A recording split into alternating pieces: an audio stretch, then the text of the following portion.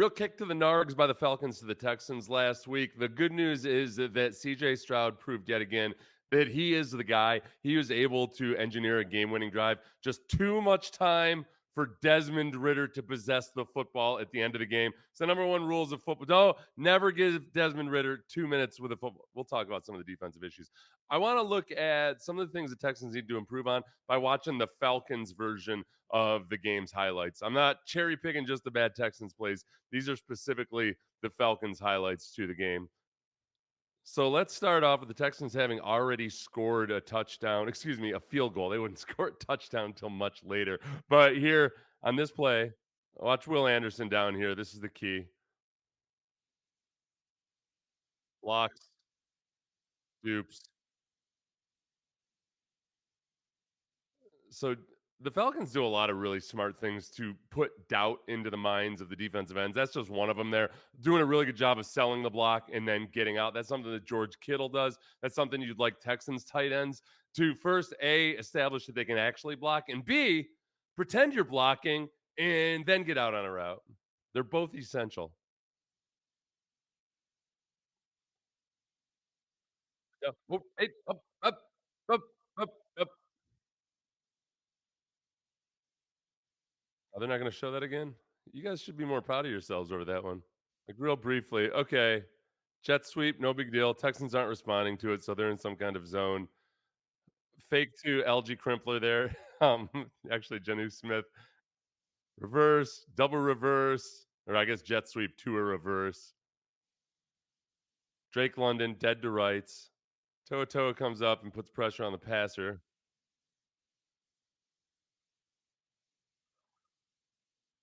Felt like the Falcons at this point had really pulled out all the stops in terms of fake plays. Maybe not up to this point, but in the first half, and it was effective, and it had the effect of being part of what wore the Texans' defense out by the second half. Mm. Robinson ended up having 46 yards on 12 carries for the day. It really was just a tale of what happened in the second half and the Falcons being able to run when they needed to run. As a whole, I thought the Texans did a good job of stopping the run. They still had a bunch of tackling issues, but I think it was cleaned up somewhat. But the Texans stopped the run and were aggressive where they had to be. It's obviously just in a lot of the pass plays and out of the pass rush where they didn't pass the snuff, where they weren't up to snuff, where they didn't do the snuff, where they didn't watch the snuff. Pass rush, pass rush.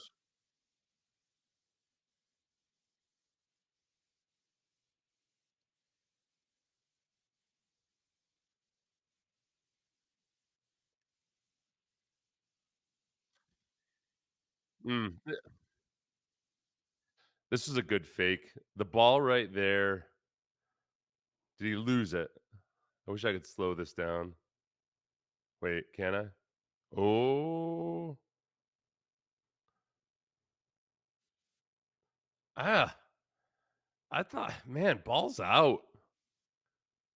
He still has it in the crook of his arm at least. He might have total control if he's got some semblance of control. Yeah. And remember, they review that automatically, so that's not anything to do with coaching decisions or anything like that. Oh, you can see here what the Falcons did to make life difficult. They have two safeties back here that you can't even see because they're playing super safe and deep. And then you've got seven guys up right at the line of scrimmage, including these guys challenging these receivers. The part that interests me is just how quickly and viciously these guys got into the backfield. Okay. The problem here is, Schultz can wheel on this dude, but not if there's no lane to cut back into here. Oh, or if God, he got it right. There's there's no cut back there. Oh my God. God. All right, I take it back. There was nothing. There's nothing. Schultz, I want to crush for some of the blocking, but my God, there was no read to be made, or for Damian Pierce for that matter. Pass rush, pass rush, pass rush.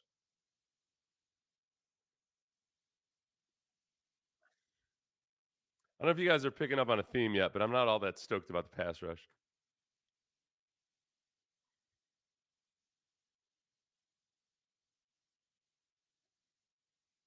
You got 7 up at the line of scrimmage. You're showing press man at the line, and those guys are pressing.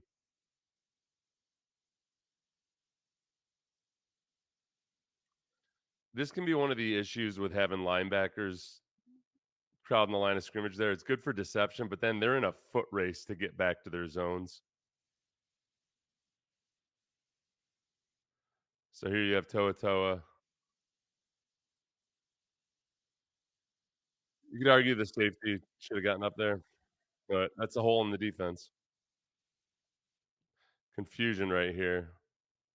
I don't know what play is coming, but I know that these guys were arguing about where they're supposed to be. Ah,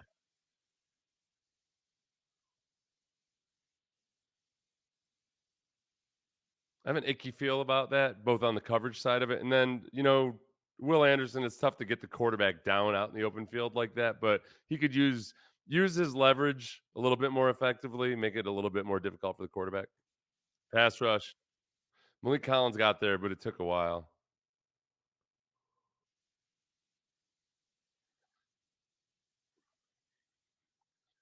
I think there was a tendency after this game to think, well, boy, if Desmond Ritter was completing at such a high percentage and was so productive, he must have been throwing to wide open receivers.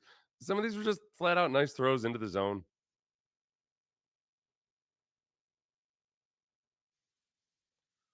Boot. Hey, the boot.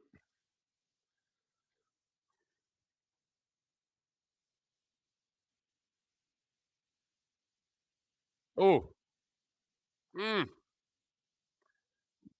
Odell Beckham Vickinson here.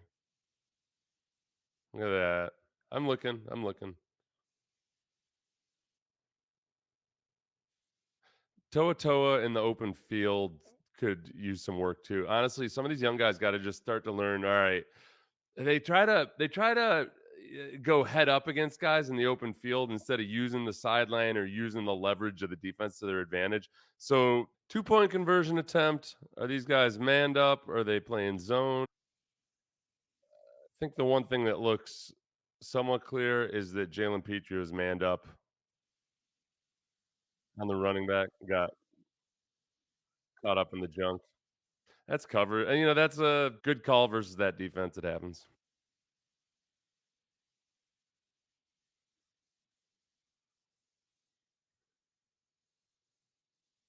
I blame Steven Nelson for not being 3 inches taller here. Gonna work on that in the offseason. This is depressing watching the other team's highlight. The Texans actually had some really good plays here, but this is just insult after insult. It's hard not to affect your self-esteem. Mm. Oh, toughen up with your earmuffs. Hughes pushing through a double team. That hole in the defense again where linebackers maybe could be pushing harder. Honestly, there weren't that many highlights. That kind of shows you what kind of a game it was. This moment right here, let's all relive this moment of horror. I thought this was maybe just YouTube TV, but apparently it was everybody, obviously, including NFL films. Watch this. And then darkness. Nobody knew what happened. I didn't know if I thought, I don't know if you guys have watched Dark on Netflix, but that's pretty much how the world ends.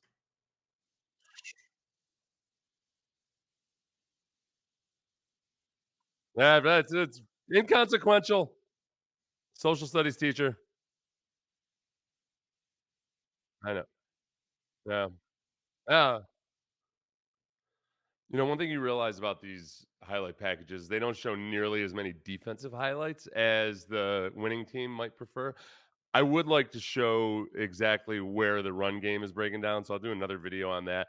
The rushing attack and some of the mistakes that are being made. Look, you can't boil it down to any one thing.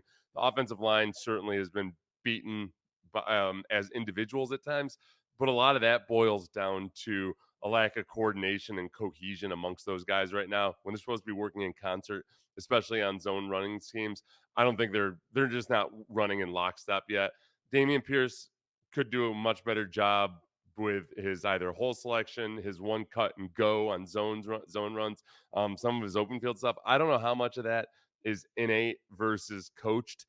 We know that he's got more in him with or without good blocking than he's showing this year. The big advantage is him as a wide receiver or him as a receiver right now has made a difference. And I think Bobby Sloak is at a point where he's got to learn how to offset these things. Okay, what are his weaknesses as a runner? What are his strengths as a runner? Where might Singletary be better? Where might Mike Boone be better?